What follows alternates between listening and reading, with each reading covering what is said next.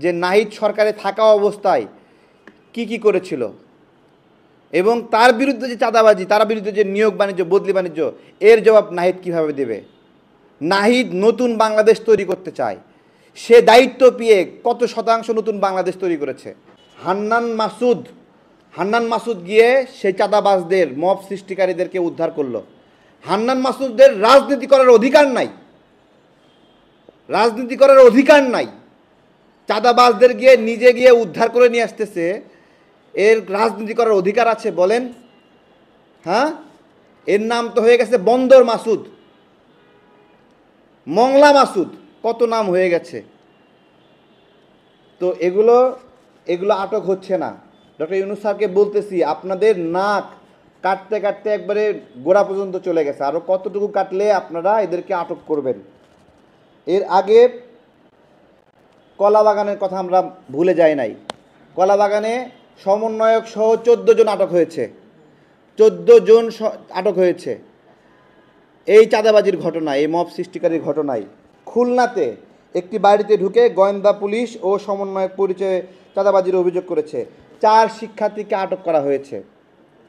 এরপরে খুলনাতে যে মেলা আয়োজন করা হয়, সেই মেলা আয়োজনের নামে 10 লক্ষ টাকা একজন মেলা আয়োজক থেকে নেওয়া হয়েছে। ডক্টর ইউনূস স্যারের সরকার এই সমন্বয়কদের বিরুদ্ধে কি ব্যবস্থা নিয়েছেন এবং এখন পর্যন্ত প্রায় শতখানিক এই বিভিন্ন জায়গার সমন্বয়ক আটক হয়েছিল। আমার আপডেট চাই আমি স্বরাষ্ট্র মন্ত্রণালয়ের কাছ থেকে, যে এই 100 জনের মধ্যে কতজন এখন জেলবন্দি আছে। আমাদের কাছে খবর আছে যে তারা আটক হয়, জেলে যাওয়ার আগে তাদেরকে জামিন দিয়ে ছাড়িয়ে নেওয়া যাওয়া হয়। কেন জিজ্ঞাসা করছি, এই চাঁদাবাজিগুলোকে কেন আপনারা এত সফটভাবে নিচ্ছেন? আমাদের এই গণ অভ্যুত্থান, এই বাচ্চা ছেলেপেলের মানে বিরামহীন চাঁদাবাজির জন্য কি এই গণ অভ্যুত্থান? কেউ উত্তর দিতে পারবে? এই জন্য আমাদের গণ অভ্যুত্থান। আমরা ইউনূস স্যারের সরকারকে, বিশেষত আসিফ নজরুল স্যারকে বলবো, আসিফ নজরুল স্যার, আদিলুর রহমান স্যার, এখানে রেজওয়ানা ম্যাডাম আছে, বশির সাহেব আছে, আরও সিনিয়র যারা আছেন, তাদের দৃষ্টি আকর্ষণ করছি যে আপনারা সচিবালয় সহ সকল দপ্তর থেকে ছাত্র প্রতিনিধি নামের এই সমন্বয়কদের এখান থেকে অপসারণ করবেন। শুধু তাই না, আসিফ মাহমুদ, মাহফুজ আলম, তারা নিজেরাও এই ধরনের চাঁদাবাজি, এই ধরনের লুটপাট, বদলি বাণিজ্য, নিয়োগ বাণিজ্য এগুলোর সঙ্গে জড়িত।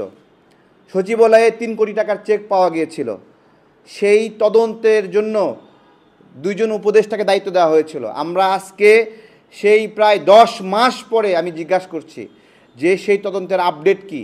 সময় নিয়েছিলেন 7 দিন, কেন? তাহলে এই আসিফ, এই যে নাহিদ চলে গেছে, নাহিদ এখন উপদেষ্টা থেকে চলে গিয়ে এখন নিজের সরকারের বিরুদ্ধে কথা বলে। আমার প্রশ্ন যে নাহিদ সরকারে থাকা অবস্থায় কি করেছিল এবং তার বিরুদ্ধে যে চাঁদাবাজি, তার বিরুদ্ধে যে নিয়োগ বাণিজ্য, বদলি বাণিজ্য, এর জবাব নাহিদ কিভাবে দেবে? নাহিদ নতুন বাংলাদেশ তৈরি করতে চায়। সে দায়িত্ব পেয়ে কত শতাংশ নতুন বাংলাদেশ তৈরি করেছে? কতটুকু পেরেছে?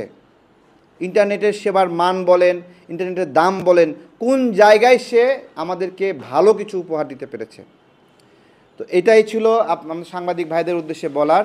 আমরা সারা বাংলাদেশের নাগরিক সহ সবাইকে একটা কথা বলতে চাই যে আমাদের এই গণ অভ্যুত্থানে আপনারা যে আবেগ নিয়ে নেমে আসলেন, আমরা যে আবেগ নিয়ে নামলাম, আমি যে গুলিবদ্ধ হলাম, আমরা যে কারাবন্দী হলাম, আমরা কি এই ছোট ছোট বাচ্চা ছেলেপেলেকে তাদেরকে বিরামহীন চাঁদাবাজি এইসব করার জন্য আমরা দিয়েছি? 81% মানুষ মনে করে যে এই সমন্বয়করা চাঁদাবাজিতে জড়িত। 81% মানুষ। অথচ এই 81%, তার মানে 19% না, 19% মানুষ মনে করে চাঁদাবাজিতে জড়িত না। এই পারসেপশনটাই ঠিক এখন থেকে 10 মাস আগে কি ছিল, যে 19% মানুষ এদেরকে পছন্দ করে না আর 81% মানুষ এদেরকে পছন্দ করে। এই যে ঘুরে গেল, এই যে আমরা আন্দোলনকারীরা যে অজনপ্রিয় হইলাম, আমাদের জুলাই যে কলঙ্কিত হলো, এর জন্য দায়ী কে? খুব সুন্দর করে ডক্টর ইউনূস স্যার এদেরকে ক্ষমতা দিয়ে দিয়েছেন।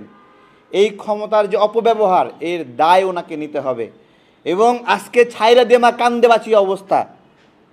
দুজন উপদেষ্টার সঙ্গে দেখা করেছি, তারা উল্টা বলছে তারেক নির্বাচন নিয়ে কথা বলো, আমরা আর পারছি না, যারা নির্বাচন নিয়ে ষড়যন্ত্র করতেছে তাদের বিরুদ্ধে কথা বলো। আমি বললাম স্যার বলেন কি ষড়যন্ত্র হচ্ছে।